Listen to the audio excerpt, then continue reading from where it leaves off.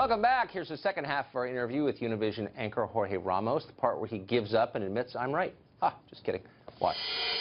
Get back to the point that you were making a minute ago, that Americans have no right to be concerned about the dramatic demographic change taking place in their country. Let me just stipulate, I'm for getting along, I'm for colorblindness, I'm for tolerance, 100%.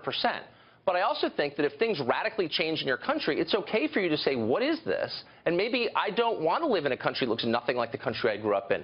Is that bigoted? It seems to me in Mexico you'd be allowed to say that. Well, we have to understand that there's a demographic wave or revolution, if you want to call it, happening right here in the United States. Right now, there are about 60 million Latinos. In about 35 years, there's going to be 100 million Latinos.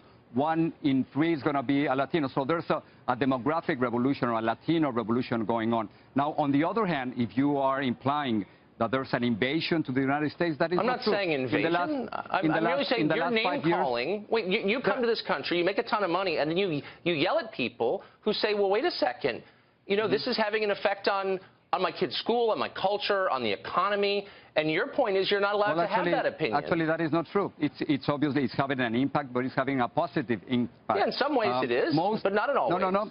And overall, there's an immigration surplus. All immigrants contribute about $2 billion to the economy of the United States. In other words, immigrants contribute and put much more money into the system than what they take out in social services, according to the National Academy of Sciences. In 20 years, it's been $54 billion in input on immigration surplus. So it is a great business to have immigrants in this country. Those numbers aren't exactly right, but I think some immigrants contribute a lot. Some immigrants contribute a lot. The National Academy of Sciences, those are the numbers. It's a little more complicated than that, but I don't want to debate that right now. I just want to make the point that there is a downside as well. There's clearly an upside, and we all recognize, and people like immigrants actually in America, despite your claims, they do. But there's also a downside. 15% of federal inmates, prisoners, are Mexican citizens. So, like, why shouldn't I be allowed to say that's a problem? I don't want those. I don't want criminals here from another country. They're not even citizens. No, that's precisely the problem, because you, like Donald Trump, are also criminalizing the immigrant population. That is not true. I'm not criminalizing them. I'm noting a fact of who they are. It is not true. These are the facts. 97% of undocumented immigrants, 97% are good people. Less than 3% are bad hombres, or they committed a felony, according to the Migration Policy Institute. I'm not disagreeing with you at all. The vast majority, Tucker, are good people. They're not criminals. I'm not arguing that the vast majority are criminals. Now, their presence here illegally is a crime, and I think we should be honest about that. But most are decent people. I agree, and most Americans agree. Most of them are. 15% of all federal inmates in America are Mexican citizens. That's not a small number. That's many, many, many, many thousands. Doesn't mean they're all bad. It means that's a big number. I don't know what's your source. I'm giving you my source. My source is the Migration Policy Institute. How's that? Well, I don't know if that's correct. So you don't actually know anything about this. So that's my complaint here. You're making generalizations that are not rooted in fact. This is the important thing, Tucker. 3%, less than 3% of undocumented immigrants commit felonies. In contrast, about 6% of Americans commit felonies. In other words, the more immigrants that you have, the more immigrants that you have. You made that point at the outset. So let me just ask you one last question. We're almost out of time, and you don't have command of these numbers, so it's pointless. But let me ask you this, a theoretical question. What immigration restrictions would you favor in Mexico? It's already a felony to be there illegally, but what further restrictions in the country of Mexico, the country of your birth, would you favor?